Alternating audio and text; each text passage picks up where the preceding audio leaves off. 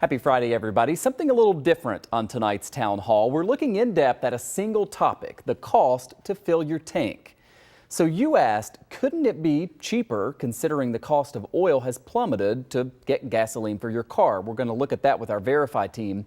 Plus, with diesel so expensive for big trucks that deliver our goods, should we expect that price hike will be passed on to us? Our Ron Plants talks with a local trucking executive. And you know the difference between regular gas and premium, 87 octane versus 91. But we bet you'll learn something as we really dig into the difference and how it factors into what you pay. So we'll get to all of that in a moment. First, let's tell you where things stand right now. The average price of regular unleaded in our region now at $4.39 a gallon, down only 2 pennies from a week ago. The nation as a whole is 6 cents cheaper than a week ago. Gas prices are going down because oil has gotten a lot cheaper. West Texas crude was more than $120 a barrel. It's now down below 100. That prompted a tweet by President Biden, and our viewers asked us to verify if it's true. So take a look. President Biden said this: the last time oil was $96 a barrel, gas was only $3.62 a gallon instead of the national average of $4.31. He said, quote, oil and gas companies shouldn't pad their profits at the expense of hardworking Americans. So let's verify if his numbers and claims are correct. Our sources here are the U.S. Energy Information Administration, AAA, and the statistics website Trading Economics. According to both the EIA and Trading Economics, the last time crude cost approximately $96 per barrel was February 28th of this year. So what was the price of gas at that point? Well, EIA and AAA both say the national average at that time was around $3.60 to $3.70 a gallon. So the numbers back up President Biden's claim.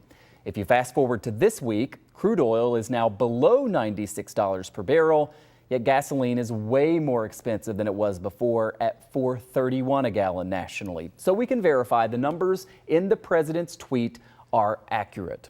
So with that said, let's bring in Elizabeth Carey to talk with us. Now she is with AAA and always kind enough to come on. So Liz, the American Petroleum Institute represents many oil companies out there. They told us that retail gas prices go down slower because it takes time for changing market conditions to work through the supply chain. The problem is it never seems to work that way when it's in the other direction, right? Soon as oil goes up, gas prices skyrocket, and we don't see the opposite of that now. Shouldn't we be seeing some significant relief at the pump at this point?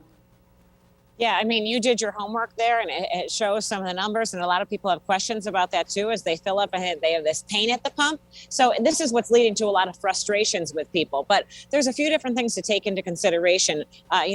Back when the numbers were, lower and the gas was $3.60 a gallon, what was leading up to that? Were they fluctuating a lot between that, or were they low for a long period of time? That's something that could impact prices. Also, if a gas station just bought their load at their wholesale price at a higher rate, they're not going to lower their prices until they get rid of that supply of gasoline. Maybe they'll lower it when their next supply comes in, when their delivery comes in. So those are a few things that could play a role into the prices that we see at the actual pump too.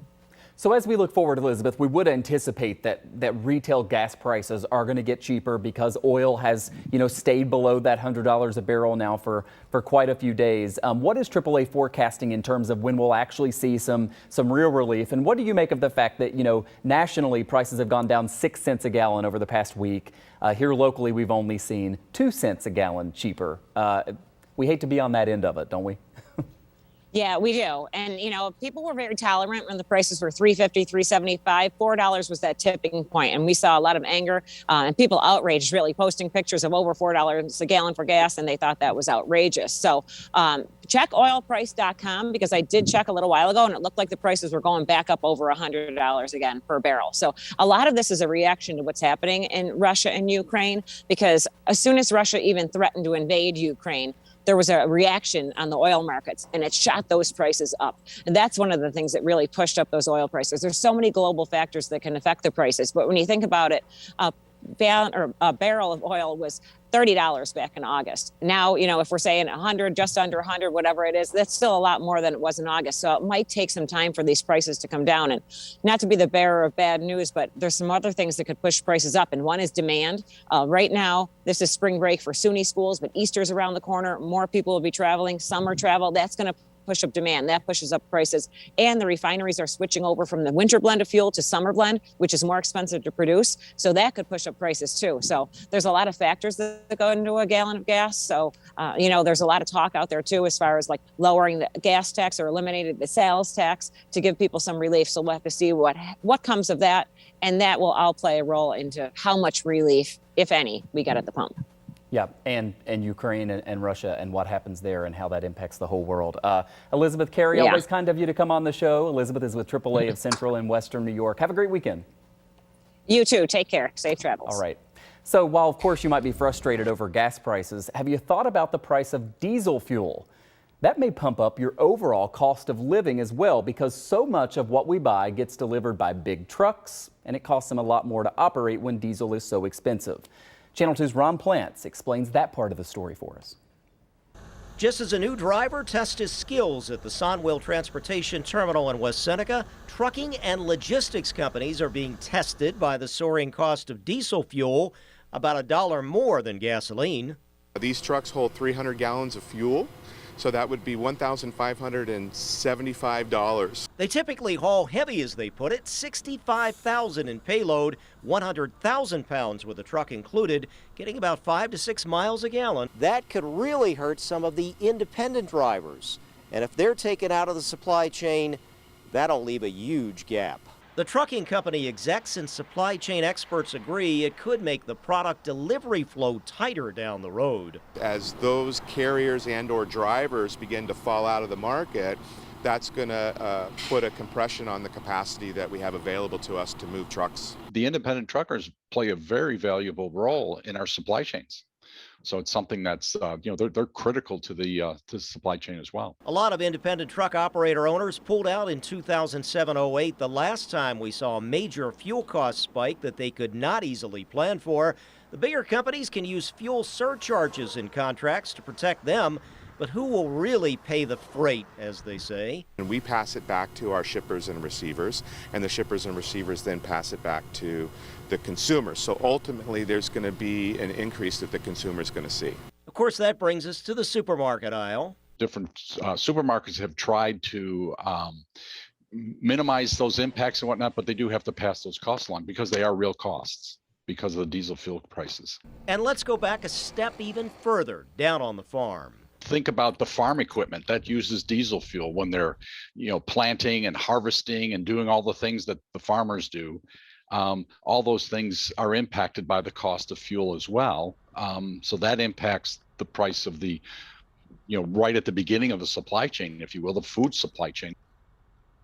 We want to thank, by the way, there also Professor Mike Braunscheitel from the UB School of Management. Now, another point here real quick. Higher priced diesel also fuels train locomotives to bring us freight and consumer goods, and it runs construction equipment and trucks to build everything else. Right, Mike? Yeah, no doubt about that. Ron, question that I think people are probably wondering. People are switching over their cars to electric, maybe hoping to avoid these crazy diesel prices. What about trucks? Are they thinking about doing that? Yeah, as a matter of fact, yeah, they're looking at electric trucks, but again, they need lots of torque and pulling power. Remember that payload factor, 65,000 pounds?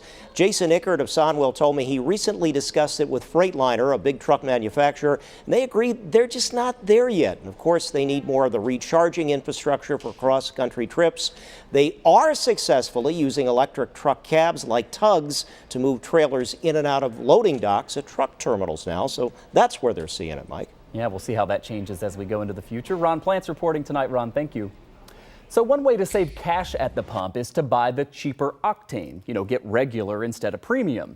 Most people can do that, although some people have cars that don't allow it. But there's probably more to this than you realize. Here's what science and gas experts told us. Let's be honest, this story won't save most of you any money because most of you already fill up with 85 regular fuel. But you're probably wondering, what's the deal with 87 and 91 anyway? It all has to do with getting good engine performance. John Shakura is a professor of practice chemical and biological engineering. He knows science. As you move the piston up, the temperature goes up along with the pressure. First, he helps us understand how you would know if you're using too low of an octane and need the higher priced gas. It may be hot enough that the molecules start wanting to break apart and start burning on their own even before the spark. That's when you start having the fuel burning unlike it was designed by mechanical engineers. And that's when you'll hear a ping, I think. Boy, if you have an engine that starts to ping, you may have never experienced it, so you don't know whether you would know. You'll know. So these are octane engines, and we actually run the gasoline that we sample through these engines. Scott Simmons shows us around his lab where inspectors test to make sure that drivers are actually getting the fuel type for the button they press. We actually take the samples from the dispensers and make sure that if it's 85, it's 85. If it's 87, it's 87. If it's 91, it's 91. You can see the knock meter here. If it fails on the knock meter, that means that it's not the proper octane of fuel. Expecting one type of gas to come out of the pump and getting another is rare. And if it happened, you might not even know. In most modern engines, you may not know that you got the wrong octane because the computer in the engine is going to make up for that issue within the engine. The federal government actually keeps stats on the types of fuel we pump. In 2020, the vast majority of gas sold here in New York State was regular. Only 2% was mid-grade, 16% premium. These figures were about the same before the pandemic as well, so not much change. Long-term, though, we have seen a shift toward regular gasoline and away from mid and premium, which is now much more expensive. A decade ago, average premium was only 28 cents more than average regular. Today, AAA says that gap has widened to 66 cents. Why? When you want to have premium, then you need different types of molecules. So you have additional processing steps. Boy, I remember when I was younger, my hair was not quite this gray. It was about 20, 25 cents a gallon difference. Now it's about 50, 60 cents a gallon. And it has to do with the additional processing.